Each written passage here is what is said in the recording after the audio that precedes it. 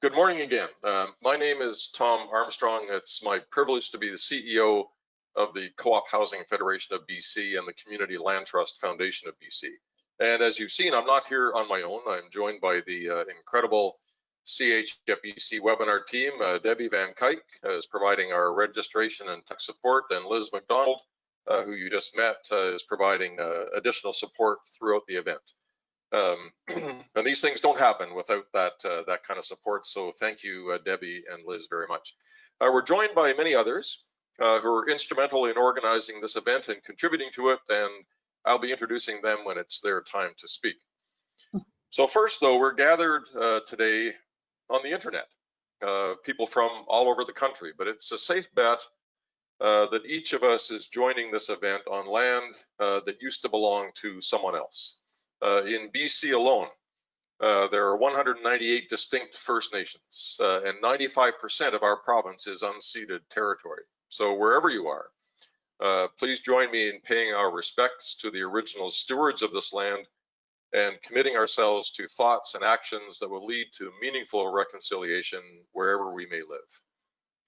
I also can't imagine having today's conversation without acknowledging the horrific events that we are witnessing south of our border. And you know, at times it's been fashionable here in Canada to wag our fingers at our southern neighbors, as if systemic racism and violence were not also part of Canadian history and culture.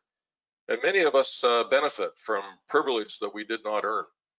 And this is the moment that calls us out and demands that we leverage that privilege to speak out and stand up against colonialism and racism wherever it lives, and I know that you will join me in that effort. So moving on to our agenda, CLTBC is proud to be a member of the Canadian Network of Community Land Trusts. Community land trusts are dedicated to the principle of community ownership of land, whether that's for habitat protection or affordable housing. Taking land intended for housing out of the market, investing it in the community is the only way to preserve permanent affordability. And it's inspiring to me to see new community land trusts springing up all over the country. And this network is dedicated to supporting local communities and neighborhoods in developing their own solutions to the housing crisis. We're committed to supporting growth and capacity building in the CLT network everywhere in Canada. And you'll be hearing from some of our members of the network as we move through the agenda today. So thank you for joining us. We hope you'll stay in touch with us through the network, and we're ready to move on. Now, I can't remember when I first read about rental housing as an international asset class. The whole notion was surprising to me. I'd always thought of a home as a place to live, not something to round out your investment portfolio. But it's clear now that we've lost hundreds of thousands of affordable homes to institutional investors. They haven't gone anywhere. I mean, for the most part, they're just not affordable because their purpose is no longer to house someone affordably, it's to drive returns on investments. So what, you might say? We'll just build new affordable homes. But the problem is we can't build them at the rate, anything close to the rate that we're losing them. So the whole point of developing a strategy to deal with a housing crisis was to generate a net increase in the supply of affordable homes. So here we are grappling with a global pandemic and needing to mobilize communities and governments to do something about this obvious challenge. And that's what today's event is all about. So our first speaker will provide some context and explain what a real estate investment trust, or REIT, is and outline the threat that they pose. Then we'll hear from some people who know what it takes to remove housing from the market and to keep it affordable forever. And then it will be strategy time. And we'll hear some bold pitches from housing experts who have ideas that we can all use where we live to tackle this challenge. And then finally, it will be over to you. So we can hear your reactions, your ideas, your thoughts, your strategies about next steps. So it promises to be some serious fun today. Now, a quick note to all of our impressive speakers. I know that you could easily fill our entire time with what you know and what you aspire to in the housing field, but you will be on the clock. So I will leave the screen when you begin. And when you see me reappear on the screen to join you, that will mean you have about a minute left on your time, if that's okay with you. So with that, I will introduce our first speaker. Joy Connelly has been involved in the community housing sector for decades. Her latest adventure finds her serving on the board of the Circle Community Land Trust in Toronto, and the Circle CLT is a member of our Canadian network. So welcome, Joy. The floor is yours. Thank you very much, Tom. So I'm really going to start with the basics. Who are these REITs and why do we want to beat them? So REITs stand for Real Estate Investment Trusts. And as the name implies, REITs are a vehicle for bringing together all sorts of investors. Could be individuals, could be pension funds, to own and profit from real estate. There are REITs that own shopping malls, office buildings, long-term care facilities. But today we're talking about the conversion of rental homes, a human right, into investment products. REITs and similar investment vehicles appeared on Canada's rental housing scene in 1997. And you know, at the time I thought this could be good. Many of Canada's apartment buildings were built in the 1960s through the 80s, helped along by almost $4 billion in federal tax breaks, loans, and grants to private landlords. So by the late 1990s, these buildings were beginning to show their age. So when Ontario's former ADM for Housing co-founded one of Canada's first REITs for rental housing, I thought, how forward thinking. This is a great opportunity to fix up these buildings, extend the value of the public investment in them, professionalize real rental housing management, and benefit from economies of scale so that more money could go into the buildings. And I know you're just snorting at this as I'm talking, but I wasn't entirely wrong. These things did happen, but what I didn't get is that REITs has a business model that would fundamentally change the nature of rental housing.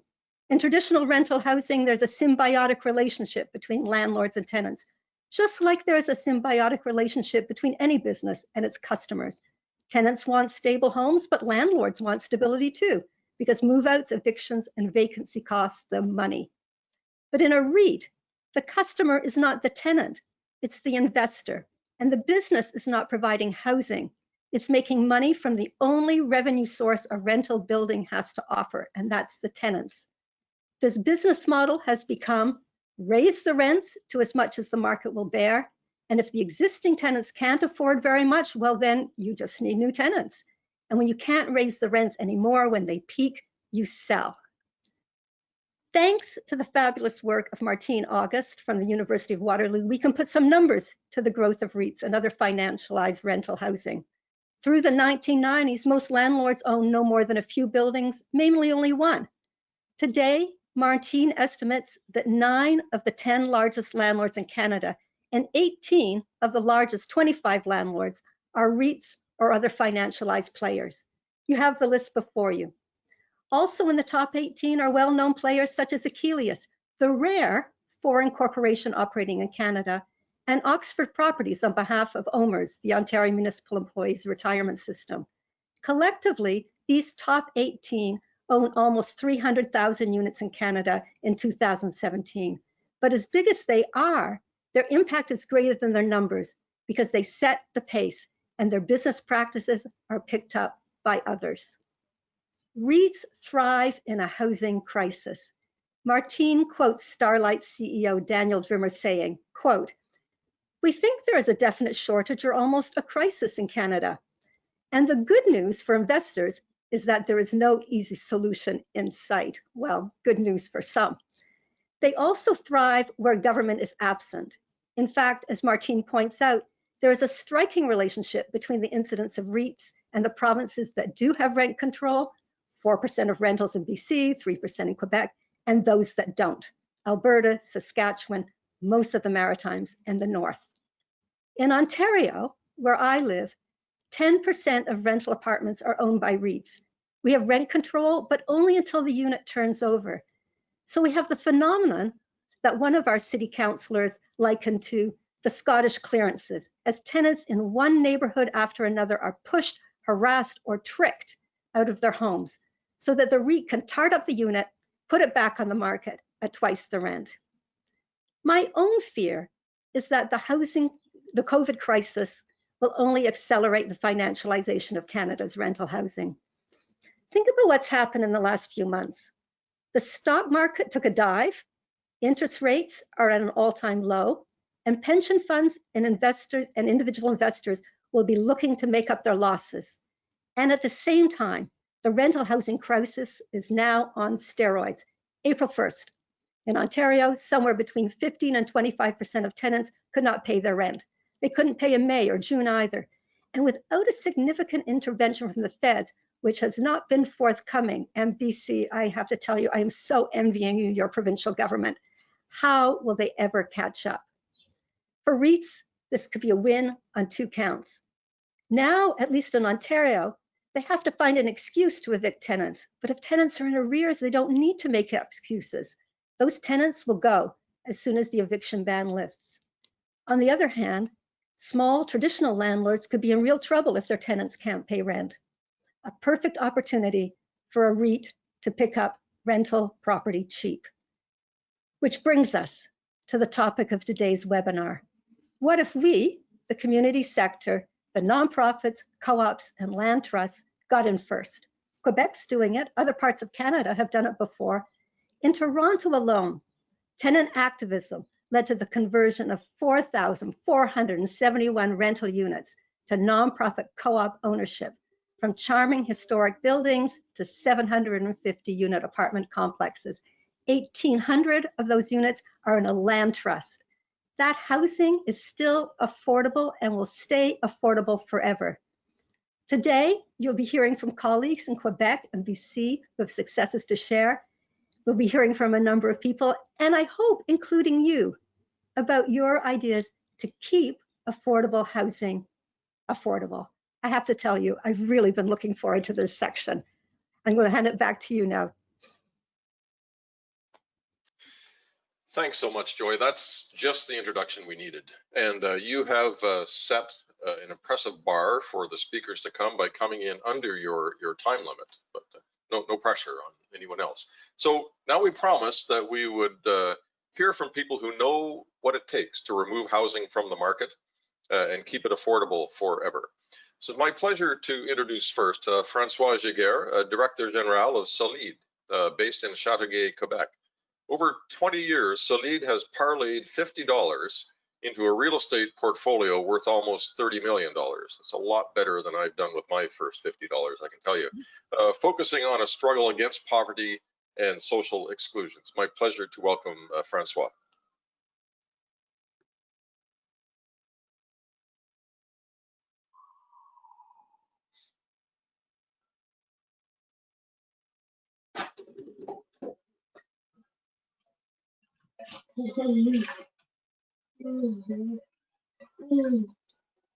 François, it looks like you're muted. Just need to unmute yourself.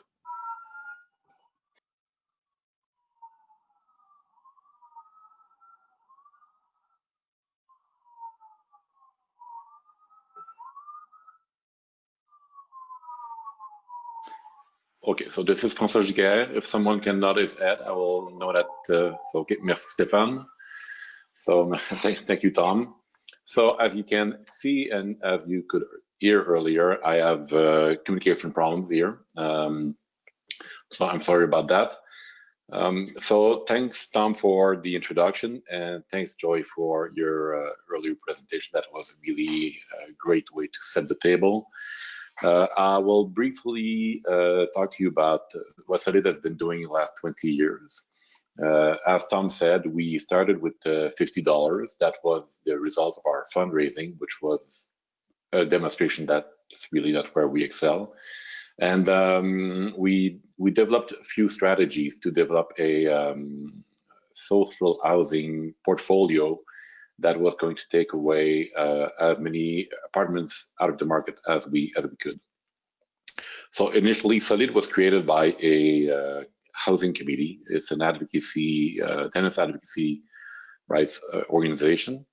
And the purpose of Solid was and still is to take away as many housing units out of the market as possible and protect the rights of the tenants that are living in those units. The word we used then and that we still use now is that we're socializing housing units. So we're taking them out of private hands and bringing them into community hands. Our main strategy is to purchase buildings that were privately owned. And the reason for that is because, as Joy expressed earlier, some of those buildings are badly maintained, and that doesn't stop landlords from increasing the rents because they can. They control so much of the market that they can offer a bad product, because to them it is a product. So they can offer a bad product for an increasing price, and they're still doing well. They still find tenants who don't have a choice and will rent those buildings. So we're buying existing buildings because that's where low income and middle income tenants are. That's where they live, and those are the people we want to help. The other reason is that because those locations are very important, and very often in housing you'll hear location. That's kind of a rule for buyers. Well, we think it should also be the rule for developers like us. We have to take care of the location. We need to make sure that low-income tenants get to remain in their neighborhoods, not to be sent away in the periphery of their communities. Also, we're buying old buildings because they need repairs, and if we're not going to do them, generally it will be people who are gentrifying neighborhoods who are going to do those repairs. They'll take the tenants out and increase the rent. So our primary objectives are, and still are, to ensure optimal maintenance of the housing units, keep the rents as low as possible, with or without subsidies, and also guarantee security in the respect of the rights of the tenants. That third one got added in the years of operation, because we realized that one of the things we were good at was to offer tenants a safer environment than most landlords, because we pay a lot of attention to solving conflicts with the neighborhood, solving conflicts between tenants, making sure that the buildings are safe. So we pay now a lot of attention to that, and tenants are appreciating that a lot.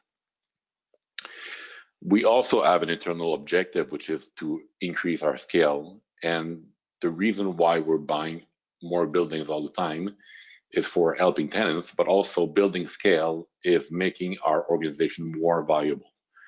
Essentially, every time we had a major problem in our organization, buying a building was the answer to it. Or maybe that was the answer first, and then we found the question. But whenever we were in financial difficulties, whenever we had a scale problem because we had too many staff for the number of apartments we had, or for many other reasons, building more buildings, buying more buildings has been the answer to our problems. So we can go to the next slide. Our housing portfolio is now composed of 546 housing units, 40 buildings in 18 sites in Chateauguay, which is on the south shore of Montreal. So is Longueuil, and now we're also in Verdun, which is a borough on the island of Montreal. 2/3 of our apartments are non-subsidized. So essentially, we bought them on the private market without any form of subsidy. And 1/3 of our portfolio is projects that we've either built or bought and renovated with the Accès program.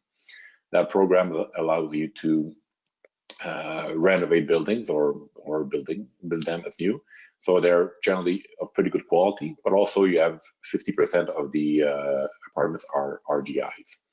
So you can quite rapidly make them very affordable for the lower income people. So the next slide. So over the last 20 years, we've used two different modes of development and financing. The first one we did for our first two projects was to we had $50, so we used that, and then we went to the city and we asked our city, Chateauguay, to support our project. And what we've done is that we're paying 100% of the asking price for a building, or 100% of the negotiated price for the building. We're mortgaging 75% of the price of the building. The other 25% we get a loan for, but that loan is not a mortgage. It's supported by a guarantee given by the city.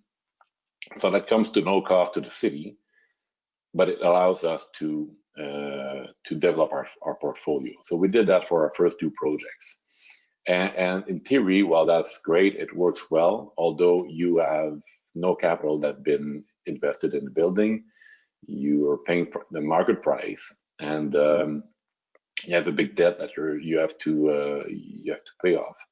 So that kind of paved the way for us losing money on our first 8 years of operation.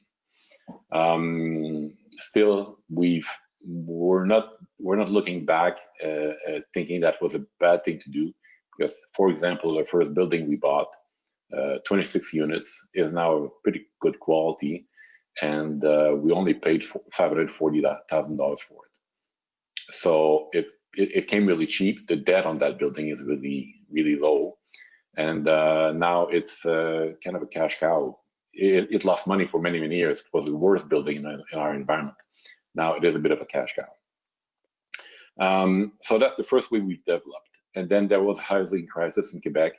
So we've used the Socializing program to build new units. So we built 91 units with the Socializing program. While we're doing that, we're operating our first 150 apartments. And while we were doing that, those buildings were developing equity. So once we were done building new units, and once we were on the other side of the housing shortage, we looked at our situation. We were not losing money anymore, and we observed the fact that we have developed equity, quite a lot of it, on our first two purchases. So we started using that. So instead of asking for a guarantee from the municipality, we're just using the equity on our original buildings, and we're putting that toward new purchases.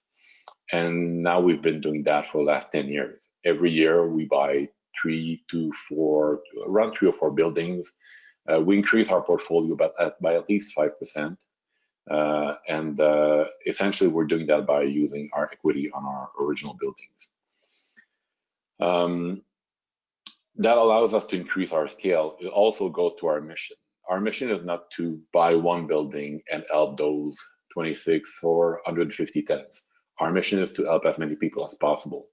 So by putting our equity into action, by using all means possible, all programs possible, we're just creating more and more community housing, and that's helping more and more people.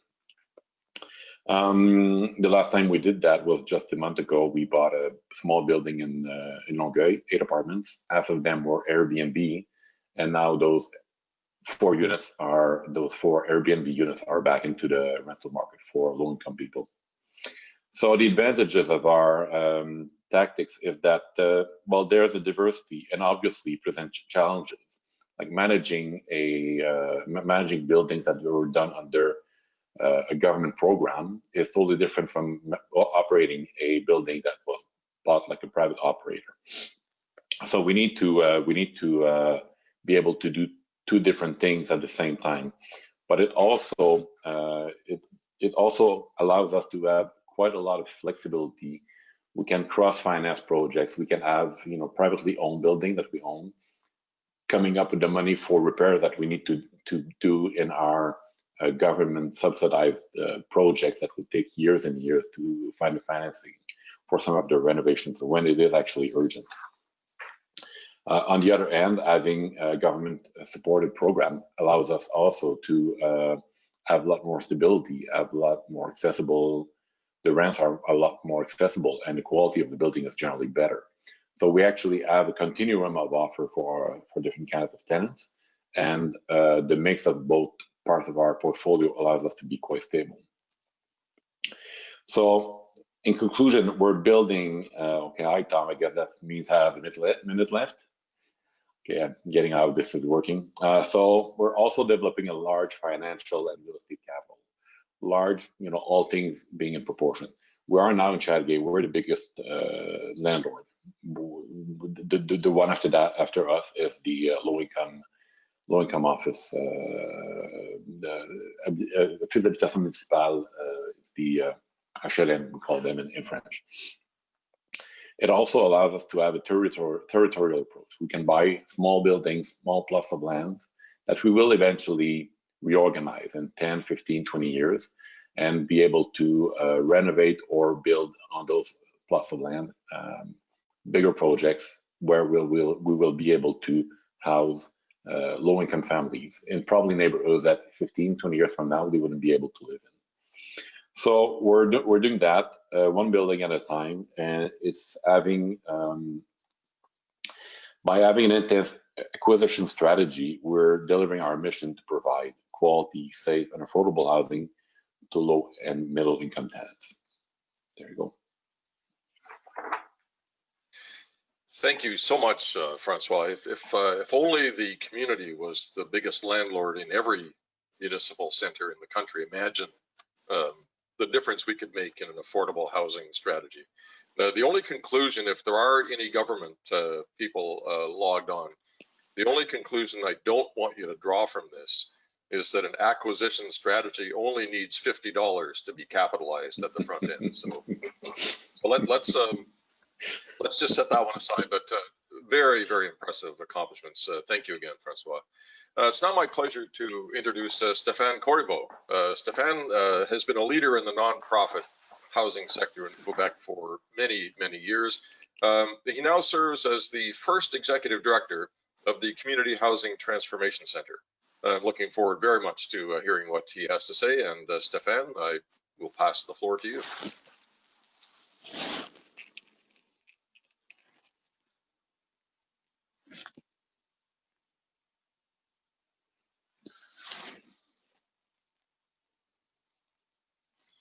Just need to select the little red mic button to unmute yourself. Now it's good. Okay, so sorry for that. I keep clicking on the button, but it didn't happen. So yeah, thank you very much, Tom and Joy and Francois. Those are great introductions. So I'll try to step on those and go forward. Basically, please, in Quebec, what I'm going to try to focus is that there is some exceptional developers such as Francois, who with $50, to quote himself, managed to build something bigger, but a very specific set of circumstances made that possible. Other needs other things. So just coming back quickly to where we're trying to do and what we're trying to do, and the vision we have at the center about that is that, well, housing for the last several years in Canada is a national emergency. It hasn't been dealt as by the authority, but it should have been dealt. And the reality is that the pandemic is somehow hiding that crisis, but will also be a revelator of how wide and dramatic it is, and how many people have been strangling themselves to become a house owner that in a market that just doesn't make sense on one hand, and they're stuck with houses that are probably going to be a value less than the value of their mortgage on one hand. On the other hand, you have a lot of tenants that have difficulties to pay. To give ourselves an idea, from 2011 to 2016, we've lost in this country 3,222,000 affordable housing units. The whole national housing strategy is proposing to build or to protect and build about 100,000 over the next 10 years. So it's not a big enough solution, not to complain about what is being done, but just saying what is not being done is a bigger problem. And in order to give ourselves an idea, that means that the overall market situation is that we're down from 7% of the housing market to 3.5% as a community housing sector, and that doesn't make sense. In order to answer the need and the right of people to be housed properly, our evaluation is that we should be hovering in the vicinity of 20% of the housing stock should be community owned and controlled and managed, not for market purpose, but managed for answering the right and needs of people to be living properly. So if we want to reach that 20% objective, the catch-up can't be done only via development in the sense of new building, digging more holes and building new buildings. That would take forever. and a huge quantity, and actually a probably more expensive and a more riskier situation to do those new development. I mean, it could be part of it rather than doing acquisition. And Francois made a very compelling case about what should be and the reason why it should be going through acquisition rather than only development. So I'm going to try to share with you 3 experiences that actually it's more than 3 experiences, but over the time in Quebec, there's something that has been developed in 3 different types of acquisition fund available beside the government program. So I'm not going to expand on long about the government program, but we have a program that is called Program Accès Logis. Francois made reference to it, that make it possible to do some acquisition, but it's a fairly complicated and it's a government program. So since the focus of this discussion, I guess, is about civil society capacity to act and do things, I'm going to focus there. So there's 3 types of acquisition program funds that are non-governmental. And again, I want to underline the fact, and I'm going to come back to that at the conclusion, that that doesn't prevent the government to do it. But we'll see those 3 funds, and that gives us some idea. So that we have transitional acquisition. You'll understand what I mean by that. We have support market acquisition in operation and complete market acquisition in operations. So basically, to look at the transitional acquisition, basically what it means is that, dealing with government program, it's kind of a crunch for people who would like to make deals on the market, but with government support. And doing that is always very complicated, because between the moment you find a piece of land or a building that is available for sale and the moment you can guarantee funding and support from some government program, it's could be anything between 6 months and 6 years, and I've heard longer time than 6 years. And the seller is basically not willing to wait for those 6 months or 6 years before you can actually buy the land and do the transaction with him or with her. So that program is a rotating fund, basically, that says, if you come in, we're going to deal with you as fast as if we were a regular bank doing a regular transaction, but we understand that you have specific set of circumstances, and we're going to provide you the fund to do the bridge funding between the moment of acquisition and the moment you get your funding from the program. So these are people that understand how the program are being managed and the likelihood that you succeed into getting that government support that you need to go forward, and they're filling up the gap there. So basically you can get, and I've listed there the condition, but the important thing to remember is that over the last 20 years, about 3,000 units were acquired or were acquired through that system of rotating fund that is altogether not such a large amount of money, about 20 million. Well, there's $55 million now. It's reached because it's growing. First, there was 5 million. And altogether, the different loans that were done and refund and redone and refund now have reached 135 millions. And that allow to be leveraged into $600 million, which is the value when you complete the transaction with and do some renovation and expansion. So you buy a small building that had 6 units, and then you build on the field that was beside it, but part of the transaction you can build a 50 unit beside and stuff like that. So altogether, it made possible to mobilize $600 million and build or save 3,000 units from the current market. Next slide, please. The support market acquisition and operation is a bit of a second thing. When one is going and trying to buy something, quite often, if you're trying to do it without government funding, you go to the bank and you need to have what we call basically a cash down to make your transaction. So quite often we would be able to do it even if you were to be fund 100% of the value of the transaction. But as the example that Francois gave earlier, the city accept to make a loan, to guarantee a loan that act as a cash down to do the transaction. So there's now it's community control financial tool that allows there's more than one, actually there's 2 that allows that to do that. And it started again about 20 years ago with $5 million, and now it's reaching $100 million.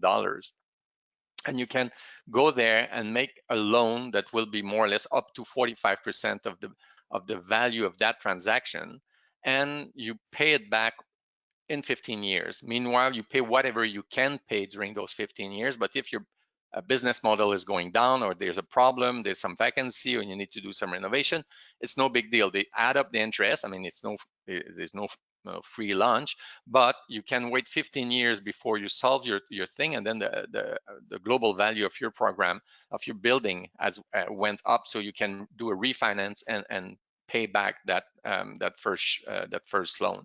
1,500 units have been developed and saved, basically, because that was used for acquisition. And that generated up to $300 million if you integrate the value of the first rank mortgages that were funded by traditional bankings.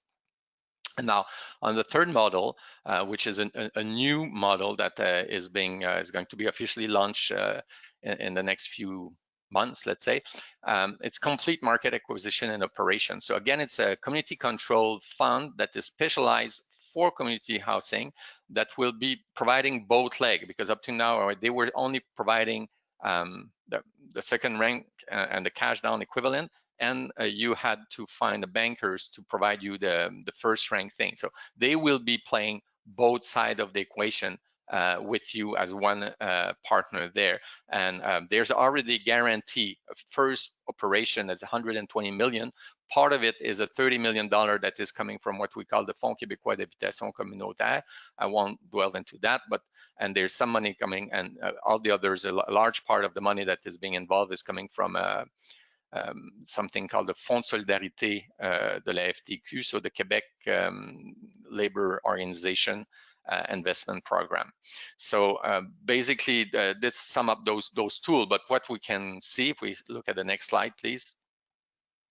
What we're saying is that, well, first we have to remember that housing is a right. And while the civil society has the responsibility to be proactive and creative, the state has the legal obligation, and it's not just a conceptual legal obligation. I mean, the federal government, parliament voted itself the obligation to put in place the necessary support system to achieve this right. And we can look from what I've just presented, 25 years of hard work and creative action from this sector resulted in a real but insufficient growth.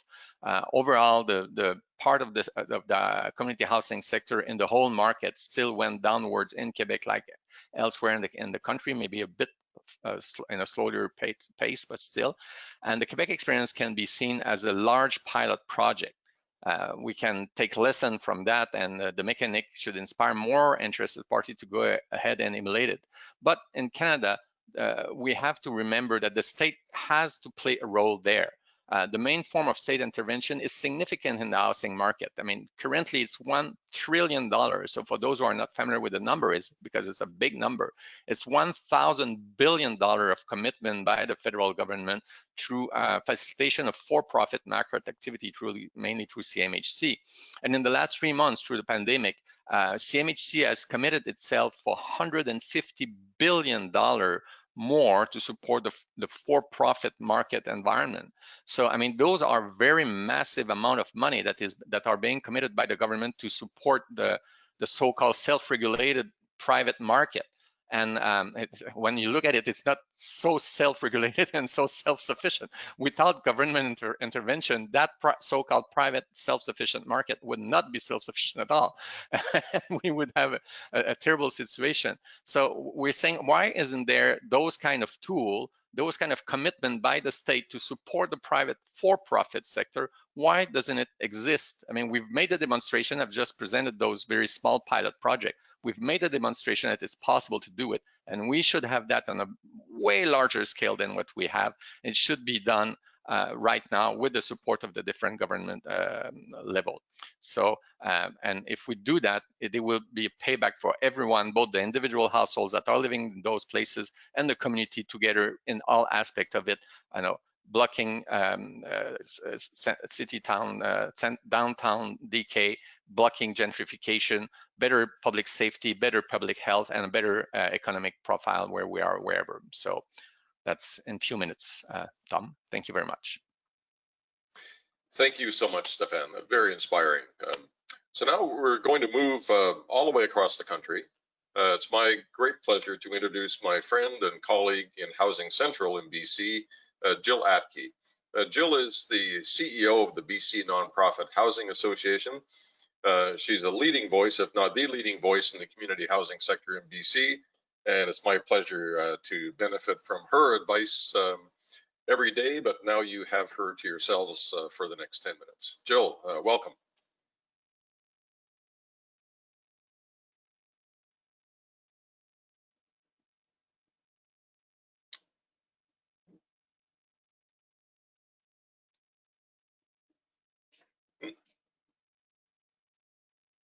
Oh, here we go. Thanks for unmuting me there. So hi, everybody, and thanks for that kind introduction, Tom. I'm going to just speak a little bit about the experience here in BC. Unlike in Quebec, we don't have an acquisition program or strategy, but it is certainly something we are very actively thinking about and doing a lot of planning work around. So as Tom mentioned, I'm the CEO at BC Nonprofit Housing Association. And at the association, we do, like other associations, a lot of conferences, asset management services, education, and general supports for the nonprofit housing sector. Just if we could advance a couple of slides, please. That's great. So in partnership with CHFBC and some other key housing agencies in British Columbia, back in 2017, we developed an affordable housing plan for BC. And through that plan, we tried to quantify the required investment from provincial, federal governments and the community housing sector in order to solve the affordable housing crisis in BC. And that addressed both homelessness, people who were living in a unit or a home in good condition with the appropriate number of, a suitable number of people living in that home, but who couldn't afford their rent. So we were looking for some rent supplement supports for them. In BC, that number alone is 117,000 households. So good condition unit, but simply can't afford the rent of their existing home. And then we tried to assess what the backlog is. So all of those homes, rental homes that should have been built over the past several decades, but were not. So we assessed that at 80,000 units. And then going forward 10 years and looking at the amount of rental homes that would need to be built at what income levels to meet population growth or meet the demands of population growth. So with that, we came up with 115,000 units of rental housing that was required over the next 10 years in this province alone. Next slide, please.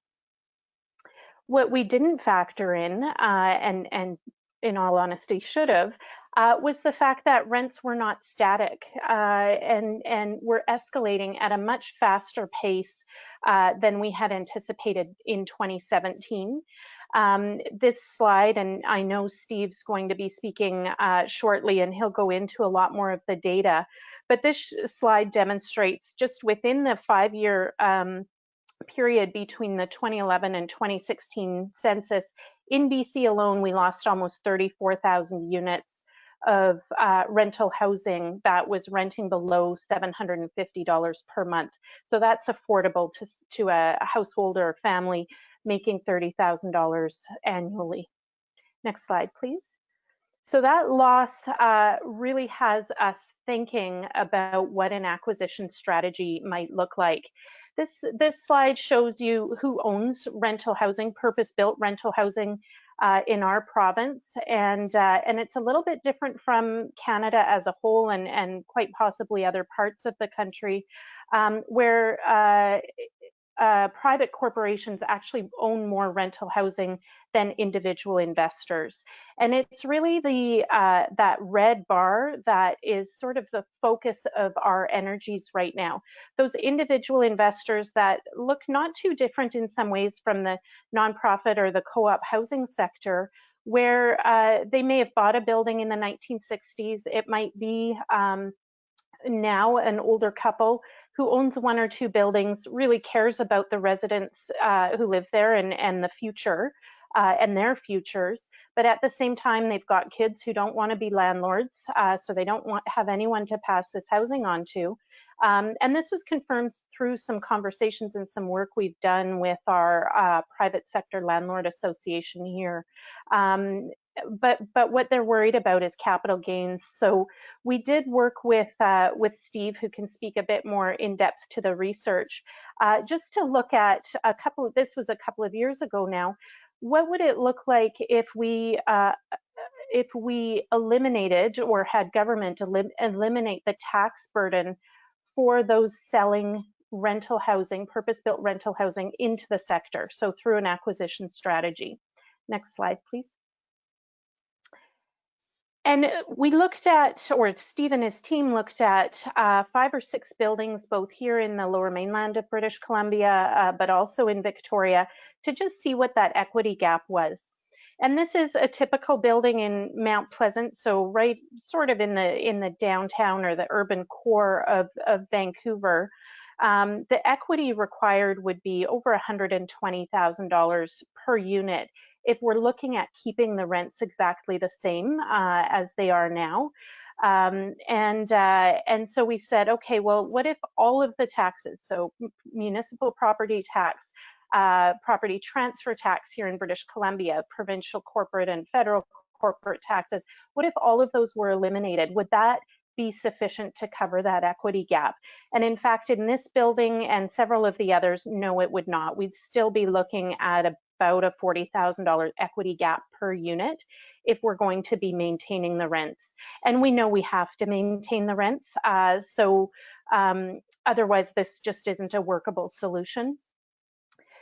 So this building, it was not workable. There were, out of the 6 the team looked at, there were a couple of buildings that were workable. And of course, this is pre-COVID, and we don't know exactly how the market is going to change, but we anticipate that it will.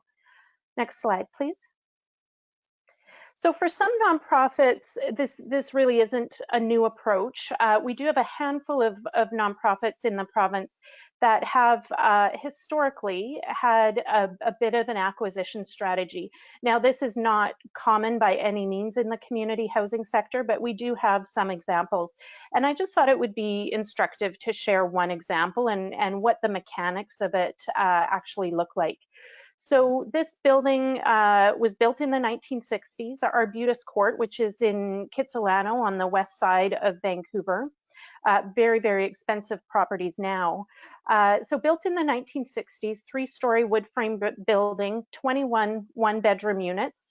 At the time when this building was acquired, back in 2005, the rents were at about $750 per month. The average rent in the area was already at $1,045 for a 1-bedroom, and it was mostly seniors in that building. Next slide, please. So in 2005, Brightside Community Homes Foundation, at that time they were known as HFBC, acquired the project for the apartment building for $2.8 million. They brought in $1.1 million of their own equity and had financing fixed through BC Housing, which is our provincial crown corporation here in the province responsible for housing.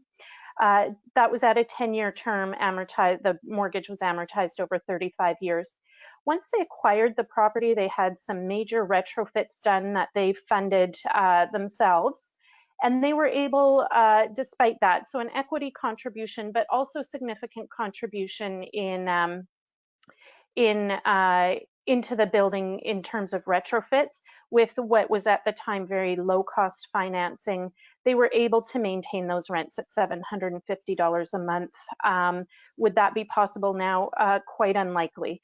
So just next slide here, I'll give you a bit of an update on where Arbutus Court is at today. So they have changed the rent structure in that building, so it's no longer flat rent at the door. They've actually managed to turn this into an RGI, or a rent geared to income housing building, without any operating subsidy from government. So right now, the average rent in that building is $865 a month. So it's gone up, but it's been 15 years. So that's sort of a natural increase. That being said, given the fact that they've turned it into an RGI building, some tenants pay much more than that. So one tenant who's had a significant boost to their income recently pays $13.67, still well under market rates. The lowest rent in the building of those RGI units is $475. And they have 2 market units in the building as well. They've got 2 tenants on the Safer subsidy, which is a subsidy specifically targeted for seniors with low incomes. So that's Arbutus Court today, and I think that example is really illustrative of the fact that Mission Drive really does go a long, long way. I'm not sure what's happening to the slides here. It doesn't look like it was my battery that was low, so here we're coming back. So that's Arbutus Court today. It's also, there's significant room on the lot. When that building was first brought into the community housing sector, it was considered and still is considered a potential redevelopment opportunity. This particular organization, Brightside, is currently redeveloping 4 other properties. And we know that without redevelopment in the community housing sector, we simply cannot meet our housing targets and goals and meet our mission to ensure everybody in British Columbia has a safe, secure, affordable home. So that redevelopment is important. This is in a community in Vancouver that has got significant opposition to what I would characterize as change of any kind, really. So it was not deemed both in 2005 and current day to be a good redevelopment opportunity, although there is a lot of room to increase the number of affordable homes on that property. Next slide, please. So this brings us, it's kind of funny, I was looking at these slides this morning, I thought, I can't believe I wrote post-COVID-19. We have no idea when that looks like, when that is or what it looks like. So we're in the midst of COVID-19. We're certainly not through it. And there's so much uncertainty for everybody about what the future holds, in particularly for renters and for the community housing sector as a whole. We don't know what will happen with the rental market, but I share Joy's concerns that there are going to be, and we've heard some evidence that there already have been landlords who are looking to dispose of properties very quickly and at very discounted rates. We've seen a couple of examples here in the province already. One of our members just a couple of weeks ago was able to purchase a 13-unit building. The sort of landlords that I had been mentioning at the outset, older couple, had owned the building since the 1960s and are very, very nervous about what's going to happen with the rental market. And so they were looking to dispose of that building very quickly at discounted rates. Our member was able to come in, make an offer and be able to retain affordability of those 13 units right in the inner city, East Vancouver. And that would not have been possible 2 months ago even, because the market had just escalated far, far too quickly to make that possible. So those rents in those 13 units are at $375 a month. So that's our shelter rate here in British Columbia. And with a small investment from the Society's foundation, Arm's Length Foundation, they will be able to maintain those rents. We also know here in the province that there's been significant work done on decampment of a number of camps, both in Vancouver and a couple in Victoria. And through that, the province has made a commitment that no one will be moved back out onto the street post-COVID. And we're watching that very, very closely. They very quickly have closed deals on 4 hotels in the province now. So 1 in Campbell River, 1 in Prince Rupert, and 2 in Victoria. And those will be converted into permanent social housing. So there is an opportunity here, and we're working with government to be able to capitalize on that opportunity for the nonprofit sector.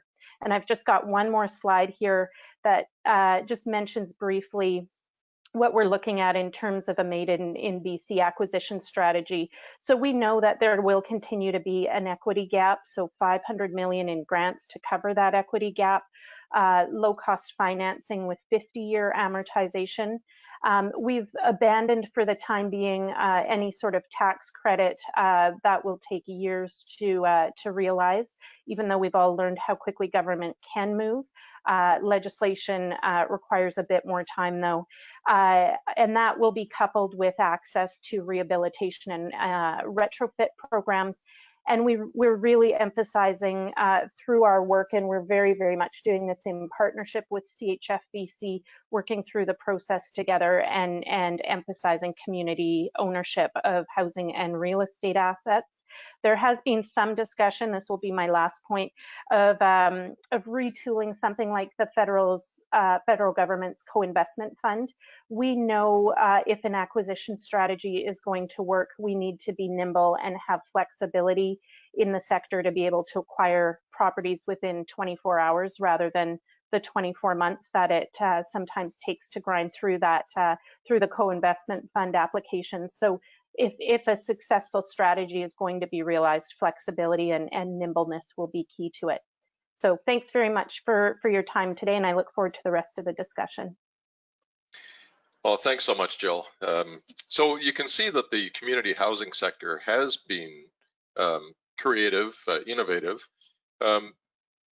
without a lot of government recognition or support on the acquisition side. A lot of the initiative has really come from the resources that that are based in the community and that the community has generated on its own. So we do have a little bit of flex in our schedule.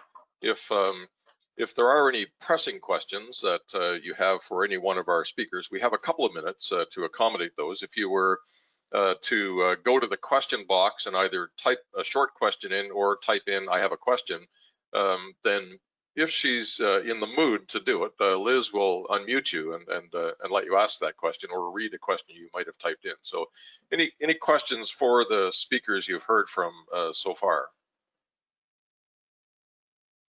I'll count on you, Liz, to let me know if you're seeing anything. And if not, we'll come back later and give you another opportunity to respond to the pitches you're going to hear now.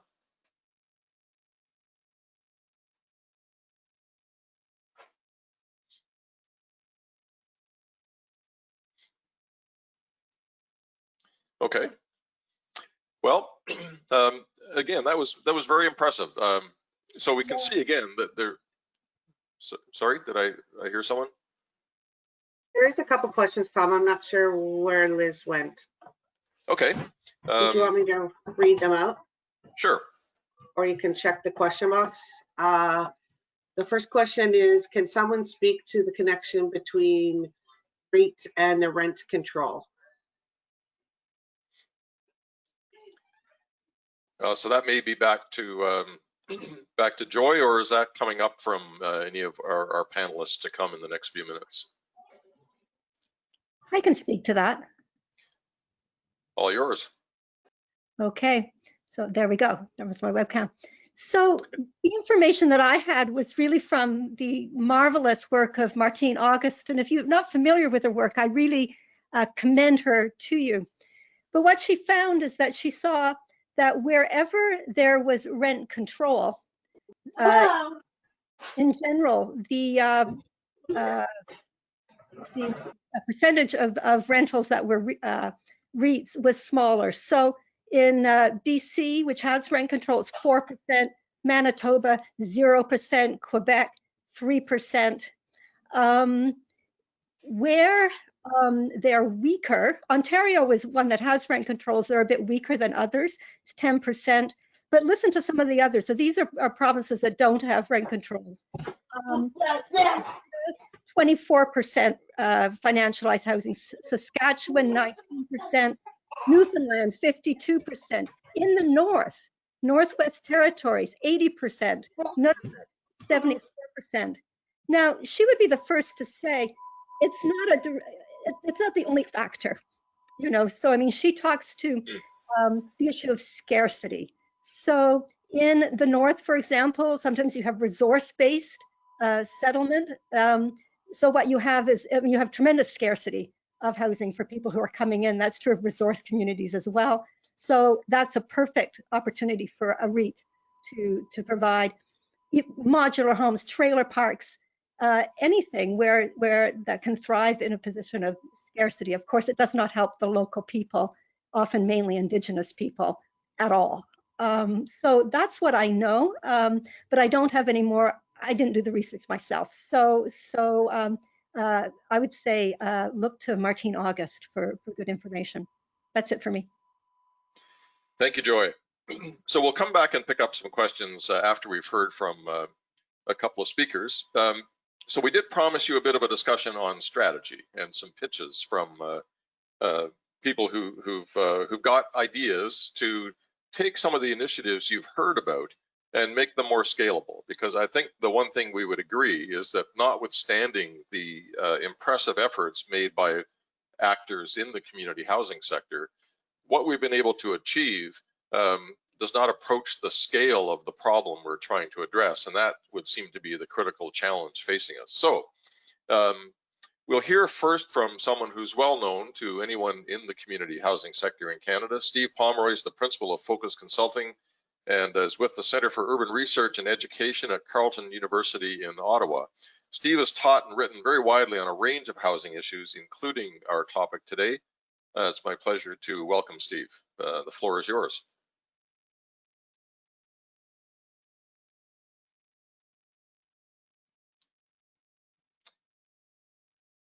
We'll have to tackle your microphone issue first. Yeah, it's. I think I've got it working. Sorry, I've got my webcam on, but it doesn't seem to be working either. So you can hear me but not see me. I guess that's how it's going to work. We can see you as well. Oh, can you? Okay, I can't see myself, which is probably a good thing. Can someone put the slides up? Jill had suggested that I was going to talk about a whole bunch of details from the research that I did for her, which was not what I was asked to talk about, and therefore I'm not going to talk about it. I think there is a report kicking around. I don't know if BC Housing has released it yet, but if anyone cares, I'm sure Jill would make it available to you. It's quite technical. Jumping to the first slide. The point that Stéphan made in terms of the loss of existing rental units and the chart that Jill showed in the BC. This is the national data, the 320,000 units that we've lost in the last 5 years, or the 5 years from 2011 to 2016. There are a number of things going on here. One is absolutely the REITs are there, but it's not just the REITs. I think it's important to stress. We have seen a lot of small, medium-sized investors purchasing properties, as Francois alluded to, for the purpose of short-term rental. So we've lost units there for the short-term rental market, and they've gone into from the regular rental stock. A number of cities where they're pursuing intensification policies. We're knocking down all the buildings in the older areas, and we're losing stock that way. And then we've got the financialization issue, and it's not just REITs. It's small individuals, even the mom and pop that Jill talks about so fondly. Some of their sons and daughters are slightly more aggressive, and they are acting like REITs in a small way as well. So I don't think we should just paint the REITs as the only culprits here. They're only 8% of the entire stock. It's the other folks that are doing the same thing, and the reason everybody's doing it is the rate of increase we've seen in rents for the last 3 or 4 years. Triple the rate of inflation. And REITs have been around a long time, but we didn't really get concerned about them until the last few years. And it's this rapid increase in rents, which is really making people quite concerned, and the rapid loss of the affordable stock that I think is the concern, which we show in the chart here. Next slide. So I think, basically, I would say, there are folks out there that are sort of trying to start a discussion about, how do we stop the REITs from buying these properties? Can we regulate them and stop them from buying? I think that's a tough thing to do in a market system. And I would say, if you can't beat them, join them. Can we get non-profits to emulate the behavior of REITs and capital funds, and similarly pursue an acquisition strategy? I think outside of Quebec, and the odd example, as Jill showed, the non-profit sector has been its own worst enemy. I've been talking about this for over 20 years. And mostly of the time, the non-profit providers would say, no, we have to add supply, we have to build new. And they were completely against doing any acquisition kind of stuff. So here we are 20 years later, and I think we've largely missed the boat. We're coming to the party very, very late. Nonetheless, we finally got here, and what can we do about it? So next slide. So I've been doing a bunch of work looking at, and I started this discussion with CMHC in the fall of 2018, and here we are 18 months later. And the issue is that the National Housing Strategy, for all of its there isn't a single funding stream within it that supports acquisition, and indeed it discourages acquisition. I was working with a group in Yellowknife to purchase a motel. We spent 4 or 5 months trying to get funding under the National Co-Investment Fund, ran into massive roadblocks, was rejected, and only as a result of the political intervention of the Premier of the territory did it get back on the rails, and only because of COVID. And they used the motel for an emergency supportive housing development. Are they actually going forward? So it's in spite of CMHC, not because of CMHC. One of the problems is the non-profits, as Tom suggested, $50 is not enough. And many of the non-profits simply lack the cash reserves, especially the cash reserves to buy with cash, in 24 hours. A number of projects came up for purchase here in Ottawa. CCOC, one of our more sophisticated and capable providers, thought about buying it. And before they could even think about going to the board, a private investor had come along and paid cash with no conditions. So it's tough to compete against those conditions, especially when you're frustrated by very slow application approval times at CMHC. Next slide. So that the approach that we took here was we needed to circumvent and band-aid the problem. And in working with the Ottawa Community Foundation and having learned from the really good work that's gone on in Quebec, and building on the work of the Fund d'Investissement de Montréal, which Stéphan and Francois spoke about, where they essentially have a philanthropic, essentially a social impact investment fund, providing the capital to facilitate purchase. In their case, it's a fairly slow, patient equity, a 15-year payback. And we said, can we get some money through the community investment, the Ottawa Community Foundation, so social impact investors, and also the foundation's own direct investment pot, and we were looking to sort of raise between $5 and $10 million. That would allow us to go and purchase properties such as the ones that have recently come on the market immediately, and then we would work through the process of getting the CMHC financing and funding over the next probably 12 to 18 months. At which point we would then repay the foundation's initial contribution, so that could revolve quite quickly, and in 18 months that money would be available again to purchase additional buildings. So it's really trying to create a local solution, but also to make it work. We could do it the same way Montreal did and have long-term patient equity in there, but with a slower process. But if we want to do it at scale and quicker, we thought we needed to try to evolve it faster, and that means getting the federal government on side through the National Housing Strategy and the co-investment fund there. Next slide. And I think in order to do this, as we sort of looked around, how would we do it, and talked to a bunch of investors, one of the key challenges I think for the community sector is that buildings do come on the market all the time. Sometimes they're really, really poor condition. They would require an awful lot of retrofit. Sometimes they're not priced appropriately. So you do need a capable intermediary. And Quebec is fortunate in that they retain their resource group network, their GRT, Group Resource Technique, and they act as an intermediary in the Quebec case, in Montreal case, to assist in the purchase of these properties, doing the due diligence, making sure they're not buying a dog. If there's retrofit work that's needed, figuring out what it is ahead of time and pricing that in, getting the financing in place, and doing that type of thing. And then in the model we're developing here, this organization would also have to then interface with CMHC to get the takeout financing. So I think there is a challenge, in some communities in creating that entity. Certainly, it's an entity that could exist within land trusts. But I think having an existing entity such as the GRTs in Quebec, we've got quite a competent group here in the development arm of CCOC, CADCO, which does a lot of development work and could just as easily facilitate this acquisition kind of process. If you're trying to attract philanthropic but social impact investors who are basically, they are trying to manage risk, having a credible intermediary that is known, has a track record, is going to be more effective than starting from scratch with a new one, whether it came through a land trust or another nonprofit. So I think as a sector, and certainly Stéphan's group, the community transformation sector, I think can be a useful vehicle, and thinking about how do we build capacity here. So that's how we would do things at the local level. The big challenge is how do we move the federal government. I've had a number of conversations with the Minister's Office and with CMHC around creating a funding stream. So essentially taking part of the co-investment fund and making that available to support acquisition. But the devil's always in the details, and the track record to date on the rollout of both the co-investment fund and the rental construction financing initiative doesn't give me any faith that we would get a fund that could facilitate the very quick kind of nimbleness that we need if we're going to actually acquire properties as they come on the market. It might work okay if we were being proactive and going out and banging doors and trying to find potential vendors like the couple that Jill mentioned that haven't yet put their property on the market. And I think we do need to be proactive in that way. But I think that's something we need to explore. So I think we need the two things together. So we're doing it here in Ottawa. I think a number of other cities, if we created those kind of local intermediaries and we had the combination of a national fund and local delivery capacity, we could then start to ramp up to scale. I looked at some data on sales in the Ottawa, Calgary, Edmonton, Toronto, Vancouver over the last 5 years.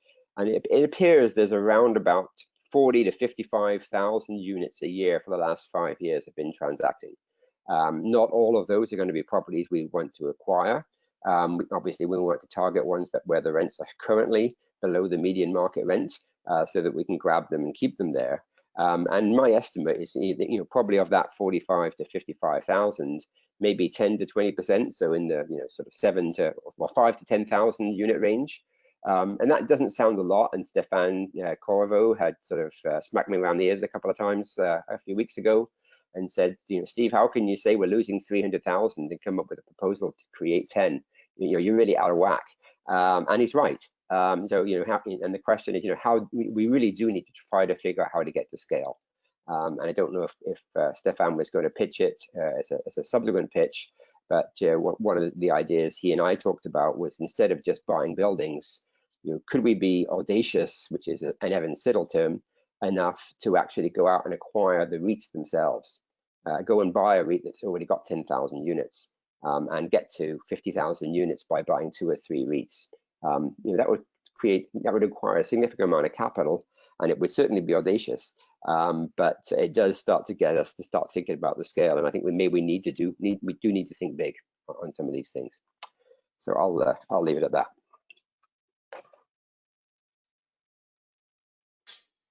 Thanks, Steve. Just a quick question for you, perhaps. What do you think the impact or the potential is to marry up the kind of vehicle or facility you're proposing with some of the right of first refusal bylaws that we see in Montreal and being discussed elsewhere in the country? Yeah, I did talk to the folks in Montreal about that, and obviously, their bylaw is very new and it hasn't really been tested yet. So we're not quite sure how well it's going to work. I mean, I think, Montreal, as we've heard from the speakers from Quebec, is a very, very different rental culture than the rest of the country. They've always been a renter society. They've got very strong tenant associations, whereas the rest of the country has strong homeowner associations. When a condo developer wants to build in Montreal, they have to face the tenant association and they get forced to include rental units. I mean, it's just the rest of the country flipped upside down.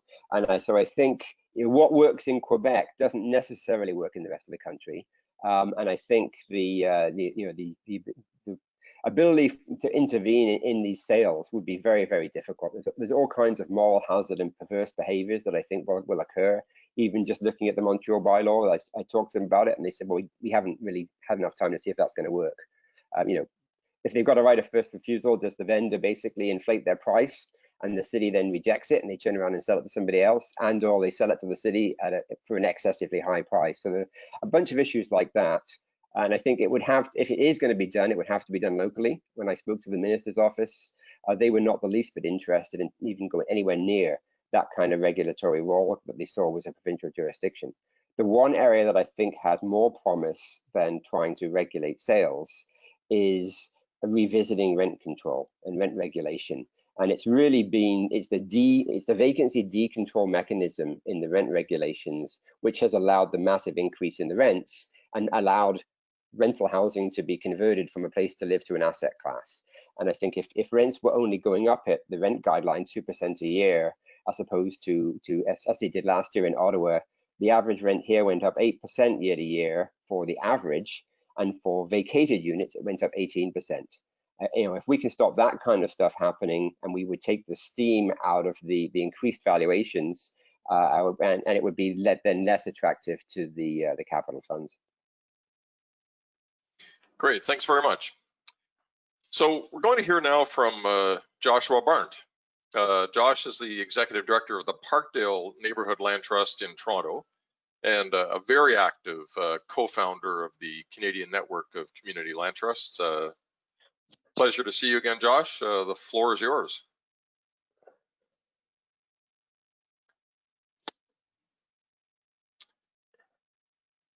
We'll need to, there you go.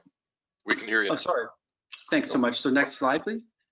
So I'm here to provide a pitch around a small sites acquisition program that would be implemented by municipalities. So not necessarily going to the scale that Steve was referencing at the very end, but definitely playing part in what we think needs to happen. Next slide, please. So I work with the Parkdale Neighbourhood Land Trust. We are a small community land trust in the Parkdale neighborhood of Toronto, which is fully community governed. And we have 800 community members, community elected board, and we work to try to meet the needs of equity seeking community members. Next slide. And so that means focusing on the housing typologies where people live in the low end of market rental housing. So we've been focusing on rooming houses, which is, we believe, is a very important part of the housing continuum, often providing the most affordable transitional long-term rental housing that's available. Next slide, please. So we have had a real estate boom hit downtown Toronto, and of course it's leading to the loss of rooming houses. We did a study with our community members in 2017 and found that there were 198 rooming houses in the Parkdale area, and in the past 10 years prior, we had lost 28 rooming houses already that had displaced 350 tenants through those losses. We took the same measures of those losses, we mapped it on the existing rooming houses, and we found that there were 59 at-risk buildings that put the housing of 808 tenants at risk. And so we've been focusing on trying to develop a strategy that will secure that housing. Next slide. So the problem that we face, of course, is that market forces are displacing tenants in these buildings, and often they're displacing tenants directly into homelessness, specifically in the low end of market rental housing. We believe that there's an opportunity to intervene in the natural transition that has seen older private operators retire and sell off their portfolios. So the strategy of our land trust is to acquire and improve these rooming houses and small buildings, and to bring these buildings into community ownership and lease the buildings to charitable, qualified nonprofit operators who can provide that permanent affordable housing, and often with supports. The challenges that we face are similar to what we heard from other folks today already. Private owners want to sell their properties quick and for the highest value. As a small nonprofit, we lack the cash resources to be able to support those types of acquisitions quickly. And in addition, so far our experience has been that the existing government programs on a federal, provincial, and municipal level don't directly support acquisition, and also don't move fast enough to enable us to act in competitively in the open market. Next slide, please. After 8 failed acquisitions, trying to access government funding through the traditional programs and failing to do that in time to close, we advocated that the City of Toronto create a pilot program that would be designed to meet our need for a quick review process. We were lucky that we had a council that supported that direction, and so there was the City of Toronto created the rooming house acquisition pilot program that moved very quickly. In 2019, we won an RFP to access those funds, and we secured, purchased the 15-unit bachelorette building. And to do that, we had 1.5 million in municipal support. You'll see the financials below. So we were able to retain these 15 units, renovate the building to a good state of repair for a total of $210,000 per unit. And we were able to do this quick. This is a quick start project where the impact happens immediately. And so we thought this was a great success. Next slide. Next slide, please. So that's the day we got the building. That photo you just saw. Do you go back? Next slide, please. So we would like to scale up this activity. As I said, we did this through a pilot program, which was designed to move quick. It was a small amount of funds that are now used. And so what we're now advocating for is for there to be a municipal small sites acquisition program that the purpose of would be to provide funding, including capital grants and forgivable loans to nonprofit housing organizations and community land trusts, who would be the community partners with the municipalities, to enable the purchase of at-risk private rental buildings. And so the acquisition process would lead to the conversion of this rental housing to permanently affordable nonprofit-owned housing. And the program would prevent the displacement and eviction of tenants into homelessness. It would also enable the providers to provide housing to tenants, so unhoused folks who in each of our communities as units become available. Next slide. Some key features of a program, a municipal small sites acquisition program that we think are important, and we've taken inspiration from a working program in San Francisco, is that the city identify community partners. So municipalities would pre-qualify a set of nonprofit organizations as community partners, who would then, those organizations would acquire, own, and operate the buildings. By selecting a smaller group, it enables those groups to develop the staff capacity and also limits the kind of competition that means that we're wasting resources and energy in our sector. As part of the program, there needs to be development grants, so pre-development grants, which would enable those nonprofits to do due diligence and acquisition planning to prepare to bring the full submission forward to the quality that the city should be asking us to submit. In addition, these should be invitation-only RFPs to these pre-qualified community partners who would be nonprofits, and this program should be run either on an ongoing basis rather than just a single RFP a year, or if it had to be done through deadlines, we believe that it should be at least 3 deadlines a year to sort of allow the organizations to bring projects forward more often through the year, not just a random date. In addition, that the review process by the city needs to be streamlined. And so we believe that the approval of the acquisition funding needs to be within 30 days, and with renovation and other benefits, renovation funding and other benefits that may require council approval coming within 60 days. Next slide. So this is a small sites acquisition program intentionally to secure buildings that are in stable neighborhoods. We believe that a good target in a place like Toronto for the small site acquisition program would be 6 to 40 unit buildings that are either occupied or vacant. The municipal funding that we think would be needed for this would be acquisition and renovation funding in the form of a capital grant, or if necessary, a city soft debt through a 99-year forgivable loan that's registered on title and creates the ability to create that create long-term affordability requirements. We believe that the total city subsidy for an area like Toronto, where the land values are quite high, should be equal to or less than $200,000 for a standard residential unit and $150,000 per unit for dwelling rooms. And in addition, we think that built into these programs, there needs to be flat developer fees for the nonprofit organizations implementing these projects so that they can actually pay professionalized staff to implement these projects well. Finally, it's our opinion that Such a program that provides targeted support to the nonprofit sector to socialize private housing should also come with very substantial affordability requirements. We propose a 99-year term that would be structured through a funding agreement with the municipality.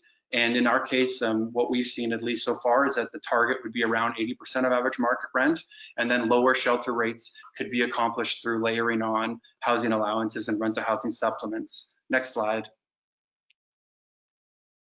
So I do believe that we can go to scale with this type of intervention. We're losing so many units across our neighborhoods right now. So just in May, when we took our last check, just in our tiny community of Parkdale, we currently have 12 rooming houses and bachelorette buildings that are for sale on the market or off market. So, you know, there is an ability to actually capture significant amounts of stock through bundling these types of acquisitions, but we do need dedicated programs that will make that possible. Thank you so much.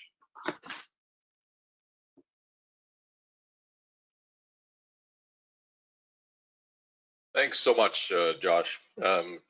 So all kinds of energy, all kinds of activity going. Now we were going to, we still will have time to hear some pitches from anybody, but the questions are coming fast and furious for our speakers and more broadly. So I think it would make sense to take a few minutes here to tackle a few of those questions. Joy has volunteered to read them from the question box, which some of us aren't seeing very well, and direct them either to a speaker or to the whole panel. So if all of our panelists and speakers are still within hearing range, I'll invite you to log back in or make yourself visible or audible, depending on where Joy directs the question. So I think there's lots for you to choose from, Joy. Have at it. There's tons of them. And actually, maybe there's a question before the question. Tom, will we have an opportunity to answer questions that don't get answered in this call? We will, yes. Okay, that's good. That takes the question off a bit. Yeah, we have contact information for everyone who logged in, so we'll be able to do a bit of an FAQ after the fact. That would be great. So Sean Maher has a question about obtaining political support for anyone who wants to speak to that. Steve, BC folks, Quebec. Oh, it looks like Steve's chiming. Oh, I'm muted as well.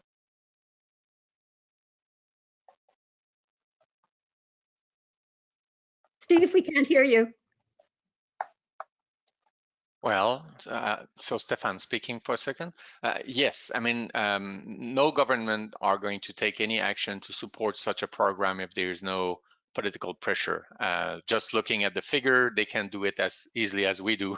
StatsCan data on there for them as much and more for them than for us actually. So they react if there's pressure in a nutshell. Now, depending on the circumstance, the place, and the who and the what, there's different strategy that, and we can have tons of discussion about what's the best strategy to pressurize them. But without political will, we are trapped into doing small scale thing like the one we've been doing up to now. So we need to get the wheel in motion by the different government apparatus and to work in collaboration with us. I'm not advocating for a large nationalization program. What I'm calling for is to make the means available and the support available for us as they've been doing for private sector. So just leveling the playing field for us like it is for them, and we'll be able to strive a long way with that. But yes, we need to pressurize them. And just to follow up on that, I mean, I think Stéphan's absolutely right. And I spent half an hour on the phone with the policy advisor to the minister 2 weeks ago, and the point he made to me was he was happy to set up a meeting with the minister next week, but he said, who are you working with, and who else is supporting this? If I set up a meeting with the minister, who else are you going to bring along? Can you bring along CHRA, FCM? Those other the national organizations. If it's just you as a consultant, we're really not interested. So I think it is necessary to speak with power, as it were, and have some backing. And I think, as Stéphan has indicated, there needs to be a broad public concern that gets to politicians' ears about this, and to particularly in communities where you are seeing the loss of units, talking to your local MPs, getting that message back to the minister's office, I think is really important part of that sort of broader campaign as well.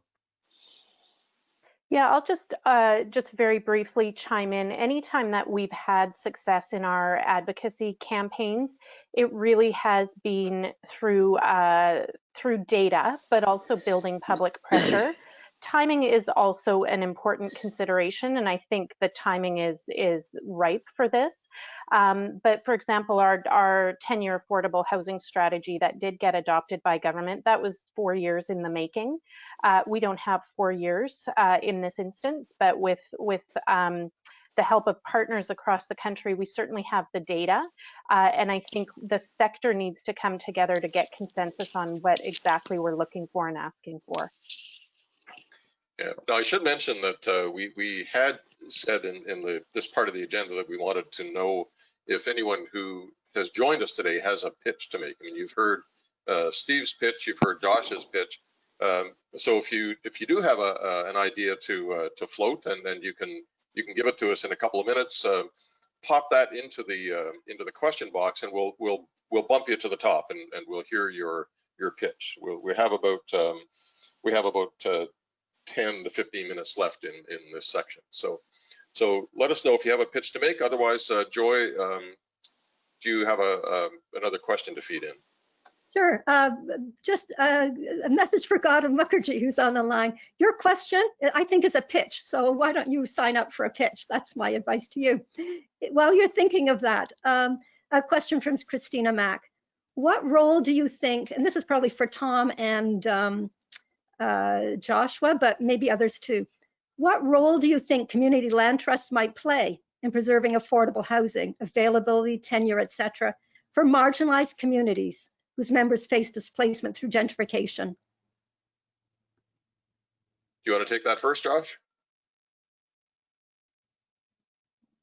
I'm sorry, I was actually reading the questions, trying to find pitches for you, and I didn't listen. So can you repeat the question, Joy? Okay. Why don't you keep mining the question box for pitches, Josh, because we do want to hear them, and I can take a crack at this because, thank you. Of course, I'm not exactly unbiased when it comes to the issue of community land trusts. The community land trust in BC is poised to add about 2,500 homes to the community housing sector over the next 2 to 3 years. I think community land trusts are ideal vehicles for incorporating new supply and acquisition of existing supply to protect marginalized communities because they offer the advantage of scale.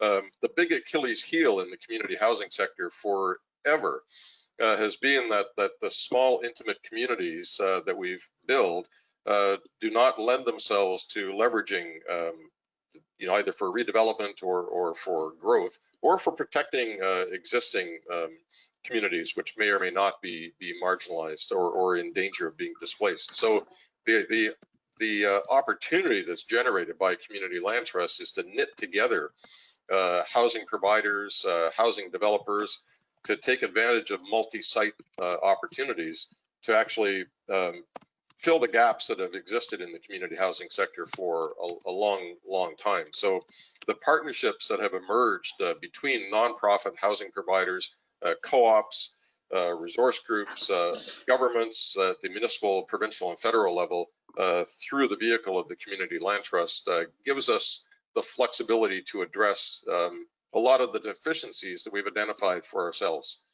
So that would be my my answer / pitch in response to that that question. Do we have any pitches up, Joshua? I think you were right that Gautam has provided a few, and I'm just going to unmute him and see if he's willing to speak. I've unmuted you, Gautam. Are you open to speak and present an idea? I'm so nervous. Nervous, Joy. I was just really struck. I think it was Francois who said that the rotating credit facilities started. 2 of them started with $5 million. That's from Francois' presentation, or was that? That was Stéphan. I'm would be so interested to see the trajectory from the 5 million to the 80 million, or whatever the current amount available in those facilities are. My pitch was that if the government won't do it, you know, nonprofits, we own assets, we can raise equity.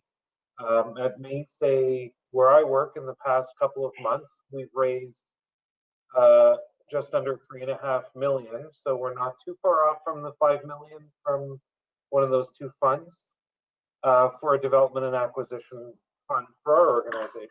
So I guess the pitch is that if the government won't do it, can nonprofits create our own facility that we jointly own? And yeah, and I think seeing the trajectory would for sure be of interest to me, because as you know, Stéphan, at Mainstay, we're looking at, do we use this money for development? When we spoke, you encouraged us to look at acquisition, but maybe we don't do either. Maybe instead we lend the money out on a rotating basis to facilitate others to do acquisition. So that's the pitch there. Thank you. I also see a pitch coming from Kaylee Van Reagan. Joshua, do you know how to unmute Kaylee? I'm on it. I'm fine. Hey. Kaylee, you are unmuted. Hello, you can hear me? Yep. Yes.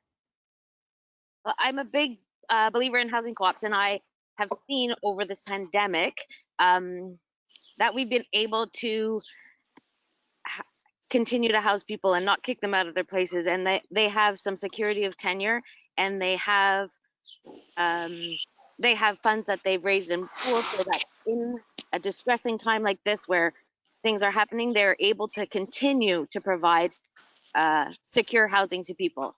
So I think this is something that we want to continue with and prolong. It not only provides secure housing, but it provides social supports as well, and mixed communities, which I think is the foundation for strength and healthy societies, which is, I think, in this housing, what we want to look towards doing. So some of the co-ops that I work in, they have lots of members that are aging in place, but they have a bit of equity and they have a bit of land. And so I think there are lots of co-ops with property that would be willing to work together or able to build like 10 units on their existing property in order to accommodate maybe some of their changing demographics. So I think tying co-ops or nonprofits in with land trust in order to build some extra housing on those properties, I think is a great fit and allows communities that are already thriving and working to grow and develop within their means. And that's it. Thank you. I've actually got a request for a pitch from Jeremy Withers. He said, so heads up, Stephen Stéphan. He said, I'd like to hear Stephen Stéphan flesh out a pitch for how and when to acquire the portfolios of a REIT or two. Somebody posed a question there, but what's the chance that a REIT would ever want to sell to us? But I think we can't sort of take it, but they're going to benevolently sort of say, here, come and buy us. I mean, I think it is a what do they call that in the corporate world? Not an involuntary, but a predatory sort of takeover. I mean, I think in the corporate world, everything's for sale for a price. The question is, as a non-profit sector, can we raise enough to get the price to the point they would want to sell? That's the challenge. Stéphan? Yes, well, I think, well, there's many things, including the fact that many REITs are actually publicly traded. So they are for sale. There's already a sign for sale on those. You can buy 1 or 2 or 500 of the shares. It's just a matter of how much money you have. You don't even have to ask them permission to do part.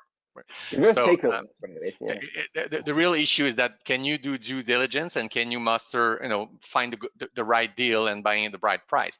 But I don't believe that the REITs will systematically sell it at a higher price than if you were, I mean, if you calculate everything that it costs to do 500 transaction rather than if you do one transaction, even if the average, you know, at the end of the day, the cost of due diligence 500 times and paying the taxes of property change 500 times and this and that will be a tremendous cost. If you buy a corporation that owns a portfolio, well, you skip that. You still have to do due diligence and you still have to find the proper price for the proper good that you're buying, but you're doing one transaction at a time that will bring you in 5, 10, 15,000 units at once. So it's at the end of the day, it's just a matter of saying, do we want to buy, you know, 500, 1,000 operation, or you want to buy one operation that has a lot? But it's just a discussion about what do we see as more efficient and more forward-looking. And my argument is, you know, we are in a war, and currently we're losing it because we don't have the right guns and the right equipment and the right everything. They own the guns. They are the army. So rather than fighting them, Steve was saying join them. I'm saying buy them. Make them our army. Make those equipment, those plane, those tank, and those nuclear bomb our plane, bombs, and tanks. So we take control of the battlefield rather than trying to fight them. Yeah. I think Stéphan said to me, Steve, you're trying to win a nuclear war with a slingshot. But I think, you know, going beyond the REITs themselves, I mean, they're certainly, you know, the REITs got to the scale they are by also buying portfolios of properties from the, you know, the existing property owners. And then, you know, there are still properties out there or property owning companies out there that own, you know, a couple of thousand units that may not yet be part of REITs, and maybe they're an easier target than the REIT itself, and you do get to scale quite quickly that way too. So we have Claire Helene Hisputin. Claire, you're unmuted. I just wanted to second the previous speaker in terms of the potential of the co-ops to use the land trust model. I think through some of the examples that have been demonstrated, we saw how that existing equity can be leveraged for further growth. And so there is so much equity right now that is in these standalone co-ops. And if they were willing, and it is a really big ask, but if they were willing and understood the value of joining together through a land trust model and maintaining some controls through access to the board, that's a really that's another avenue towards really increasing the scale of the community housing sector. Thank you, Claire. Next, we have a few comments from Emily Paradis. Emily, you're unmuted. Oh my goodness, I didn't really mean that to be a pitch, but thanks for bringing me into the conversation, Josh. I unfortunately had to join late, so my apologies if this topic has already been discussed, but I'm wondering if the speakers can address the need for a right of first refusal as part of the kind of toolkit that we need in order to be successful. And thinking about the acquisition of whole portfolios or entire REITs, wondering whether a right of first refusal could somehow be applied in that context as well.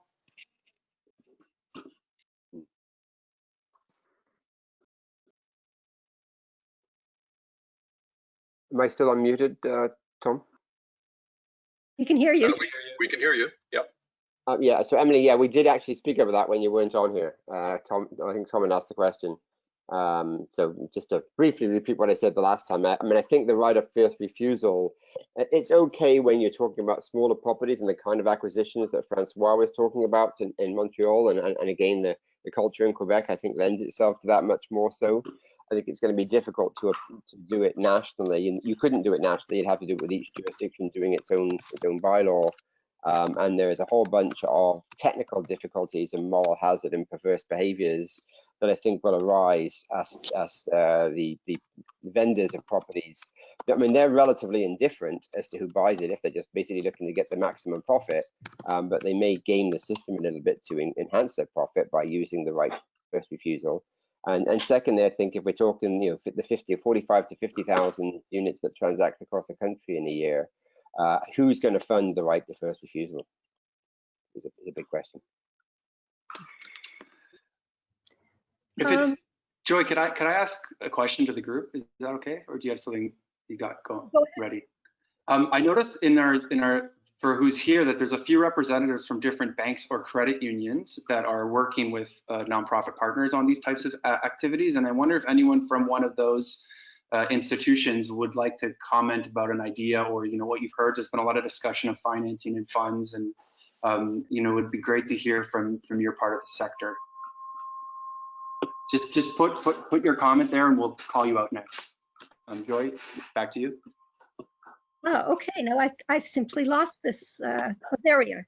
So Nathan McDonald has sent in 2 or 3 comments, but I'm going to pick up on one where we're thinking of big ideas. Note the Berlin referendum on expropriating big landlords that own more than 3,000 units and use it for social housing. How can we shift the discussion here in Canada to start thinking about the radical scale of action? Anyone want to pick that up? The Quebec guy should answer this because they've got a frappu and they're good at radical stuff.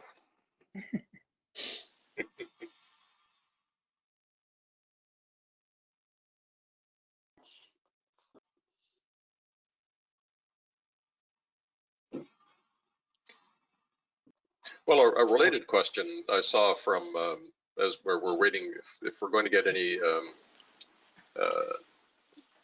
comments from reps from banks and credit unions. I saw Melissa Goldstein asked a question about whether or not there's any potential for deploying public sector pension funds to assist in some of these acquisition strategies, or at least to capitalize the initial efforts. What are the options or opportunities there? Well, again, the Quebec folks can speak to this because I mean the Fund de Travailleurs de Quebec are one of the investors in the FIM in Quebec, and when I met with them last year, they had expressed sort of a sympathy for the sort of community-based investment funds, but they said they were investing, it was $11 million, so it was less than 1% of their total investment book, and they were willing to do kind of some corporate social responsibility at a small scale. But they weren't willing to go into it at a big scale because of their fiduciary responsibility to the members to crank good returns on the pension plans. So that at the margins, they may be interested. I don't know if they would come in a big way. Exactly. Well, just to add up on that, their fiduciary responsibilities, their double bottom calculation in terms of for example, the Fonds Solidarité de la FTQ is both an actual financial return, but also job creation. So for them, simple acquisition doesn't have a real return in terms of job creation. You could discuss with them in terms of they can do it marginally and stuff like that, and they always are interested about how much renovation are you going to do in the building that you're buying. So they're not actually pushing for the right kind of building we want to buy. We don't want to buy slums because the financial of buying a slum and turning it into a good building is very difficult. So we want to buy building that need support but are not down the drain already. They still need some help. So what my personal hope is that we could convince large institutional investor that have long-term, that are significant part of their portfolio of investment is through long-term placement, such as the Canada Pension Plan and the Quebec, la Caisse de dépôt et placement du Québec, and other that have huge, I mean, literally hundreds of billions of dollars of bonds, of long-term bonds that are expected to yield a return of 2-3%. So this is comparable to what a normal mortgage rate would be. So, I mean, they would be, I would say, natural, or should be natural investor in something like that, but we haven't managed to open that door yet, neither in Quebec or elsewhere in Canada, as far as I know. Yeah, pension funds are funny beasts. I'm not speaking of public sector pension funds now, but in BC, there's some a union pension fund, excuse me, owns a portfolio of 4 housing co-ops with almost 800 homes spread across the 4 sites. And 40 years ago, it seemed like a great idea to marry up the social mission of a union pension fund with the need for affordable housing and the CMHC sponsored housing programs at the time. But the funny thing happened on the way to the forum. Pension fund trustees have fiduciary obligations to their pensioners. So now at the end of those lease terms, and some of them have like half a year to run, the pension fund feels an obligation to get a market return off a liquidation of the asset, and that is a daunting prospect for a largely senior-based population with average incomes of $25,000 a year.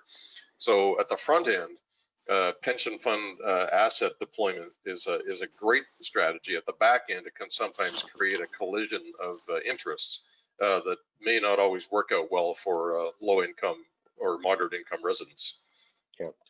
I think we have a final comment from Sari Laliberte. I'm sorry, you are unmuted. Oh my gosh. Hi, Sherry. Yeah, sorry, I wasn't expecting to. I thought that we were just going to ask questions behind. Yeah, no, just a question. This is just a random brainstorm from having done some holding dialogues to explore how housing co-ops could address reconciliation last year. And we did get a bit of a fund from Cooperative Housing Federation of Canada. And I was just in hearing your talk, and it's a lot to take in. I'm just curious if there are ideas around how we could take little funds and help perhaps leverage it with other housing co-ops donating to a fund. I mean, one idea that Jean Swanson had shared with me in that dialogue series was the idea of paying rent for being on unceded stolen territories, and how could we, you know, obviously it wouldn't be a mandatory thing, but optional for housing co-ops to contribute to a fund. And I'm just curious if you have any thoughts of co-ops coming together to generate funds in that kind of way that could be part of this acquisition type process.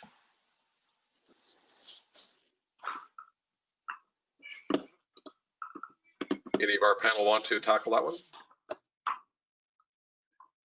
Sounds like you, Tom. Well, I think it's a great. I mean, I know the work your co-op's doing, Sherry, and it's really quite special. I think that this question itself is a whole webinar for the sector, not just the co-op housing sector, but the community housing sector. How do you reconcile the ambition for growth and development in the sector with what might be perceived as obligations to a reconciliation agenda that involves different partners? And you know, to be quite honest about it, we've never come to grips with that question properly. We're pretty good at land acknowledgements and pretty bad at actually developing strategies that represent real steps toward reconciliation. So I'm not dodging your question. I honestly don't know the answer to it, and I think it's a question that needs to be raised until it does have an answer. I know, Josh, you had claimed the ownership over the closing piece of the webinar, so I think it's over to you. Yeah, so we're going to skip this because we've missed this part, but just next slide, please.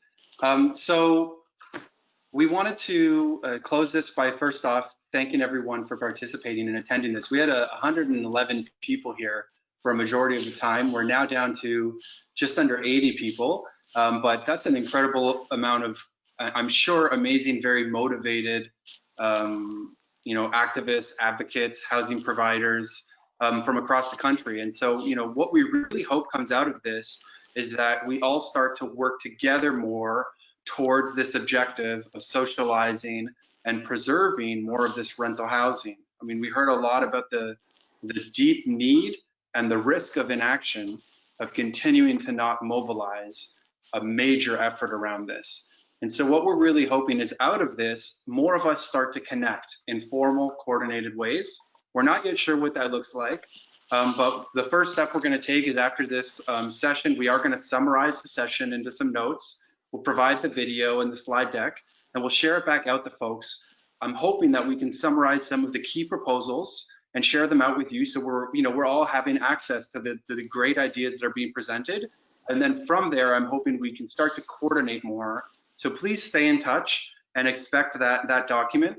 I also want to invite all of you to consider attending future webinars of the network. We have one coming up on June 18th, which is perfecting the CLT pitch. How do we pitch community-owned land to organizations in our community, to government?